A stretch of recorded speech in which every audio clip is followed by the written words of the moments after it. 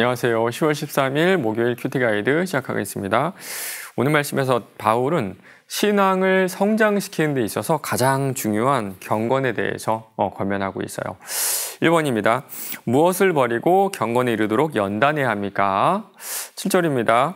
망령되고 허탄한 신화를 버리고 경건에 이르도록 내 자신을 연단하라. 망령되고 허탄한 신화를 버리라고 하네요. 그렇다면 망령되고 허탄한 신화는 뭘까요? 세번역 성경은요, 저속하고 헛된 꾸며낸 이야기라고 번역을 했습니다. 좀 더 쉽게 풀어서 말하면요, 영적인 것처럼 보이도록 가장하고 나오는 모든 어떤 속이고 미혹하는 것들을 이야기하는 것 같아요. 예를 들어서 여러분도 아마 이런 이야기 들어본 적 있을 것 같아요. 어디 교회에서 부흥회를 하는데 부흥사가 어떤 사람의 이를 만졌더니 그 이가 그 아말감에서 금리빨로 바뀌었더라. 이런 얘기 저도 그 교회에서 사역하는 사역자들을 통해서 직접 들어본 경험도 있습니다. 이런 내용이 망령되고 허탄한 신화예요. 도대체 예수 그리스도의 대속의 사건과 금리빨로 바뀌는 것과 무슨 상관이 있을까요? 맞습니다. 영적이라고 주장하는 것들이 다 옳은 것도 아니고 유익한 것도 아닙니다. 100번 양보해서 아말감이 금리빨로 바뀌었을 수도 있어요. 그게 사실일 수도 있습니다. 그러나 사실이라고 다 진리가 아니라는 것 잊지 마시기 바랍니다. 2번입니다. 경건을 위하여 우리가 해야 하는 태도는 어떤 모습입니까? 10절 말씀이에요. 이를 위하여 우리가 수고하고 힘쓰는 것은 우리 소망을 살아계신 하나님께 두미니 곧 모든 사람, 특히 믿는 자들의 구주시라. 저는 소망을요, 우리가 이 세상을 살아가게끔 만드는, 버티게끔 만드는 힘이라고 설명하고 싶습니다. 바울은 그 소망을 살아계신 하나님께 두라고 하네요. 왜냐하면 그분은요, 모든 사람, 특히 믿는 자들의 구원자가 되시기 때문이에요. 우리를 영원한 죽음에서 구원해 주시는 유일한 분. 그러나 실제로 우리의 삶을 지탱하는 힘은 다른 곳에 있는 것 같습니다. 요나서 2장 8절이에요. 거짓되고 헛된 것을 숭상하는 자는 자기에게 베푸신 은혜를 버렸사오나. 요즘 시대를 보면 그 옛날 요나에게 하셨던 그 예언이 성취되는 것 같습니다. 수많은 사람들이 거짓되고 헛된 것들을 숭상하고 있어요. 특별히 요즘에는 돈을 그렇게 숭상을 하죠. 물론 돈에 소망을 둘 수도 있고요. 그만큼 돈을 가질 수도 있습니다. 그러나 경건은 이루지 못해요. 반석이신 그리스도 위에 소망을 둘 때만 우리가 경건이라는 집을 지어나갈 수가 있습니다. 3번입니다. 바울이 디모데에게 전념하라고 한 세 가지는 무엇입니까? 13절입니다. 내가 이를 때까지 읽는 것과 권하는 것과 가르치는 것에 전념하라. 읽는 것, 권하는 것, 가르치는 것. 세 가지네요. 성경 읽는 거는요, 유대교에 있을 때도 늘상 회당에서 하던 일이었습니다. 한 사람이 일어나서 대표로 성경 봉독을 하는 것을 의미해요. 권하는 것은요, 성경을 설명하는 것, 그러니까 설교라고 하면 될 것 같고요.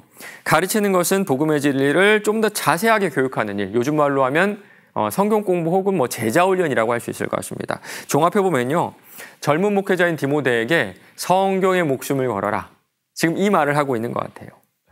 맞습니다. 사람들이 볼 때는 그저 종이 위에 쓰여진 글씨 같지만 하나님 말씀에는 능력이 있어요. 4번입니다. 본문에서 말씀하는 경건과 경건을 위한 태도에 대해 묵상해 봅시다. 저는요, 경건을 조금 더 쉽게 한마디로 설명하면 15절에 나오는 성숙함이라고 하고 싶습니다. 그리고 그 성숙함의 내용은 12절에 있어요. 오직 말과 행실과 사랑과 믿음과 정절에 있어서 믿는 자들의 본이 돼요. 신앙이 성숙해지면 사람이 달라집니다. 그저 교인이 되었다, 뭘 한다, 봉사를 한다, 이 정도가 아니라 말이 변하고 행실이 변합니다. 그래서 예수를 믿으면요, 사람이 점점 열립니다. 점점 넓어져요. 나이가 들면 들수록 신앙의 연수가 늘어나면 늘어날수록 꼬장꼬장해지는 것이 아니라 포용하게 됩니다. 내 것을 주장하지 않아요. 왜냐하면 예수님이 그러셨잖아요. 그분을 닮아가면 우리는 누군가를 판단하고 비판하고 내 주장대로, 내가 하고 싶은 대로 하는 것이 아니라 모든 사람을 그대로 인정하고 포용하게 됩니다. 이런 경건을 이루기 위해서 바울은 전심전력을 다하라 그래요. 큐티책을 보면 오늘의 말씀이라는 그 부분이 있죠. 거기 보면 전심전력이라는 단어가 무엇인지 설명하고 있어요. 그 속에 빠져 있고 고통스럽게 연습하고 연마하다. 고통스럽게 연습하고 연마하다. 비판하고 싶을 때 참는 것은 고통스럽습니다. 사랑할 수 없는 사람을 사랑하는 건 고통스럽고요. 용서할 수 없는 사람을 용서하는 건 참 고통스러운 일이에요. 그래서 이 모든 것이 한 번에 우리가 예수를 믿자마자 되는 것이 아니라 꾸준한 지속적인 연습이 필요하다는 거예요. 여러분 어떠세요?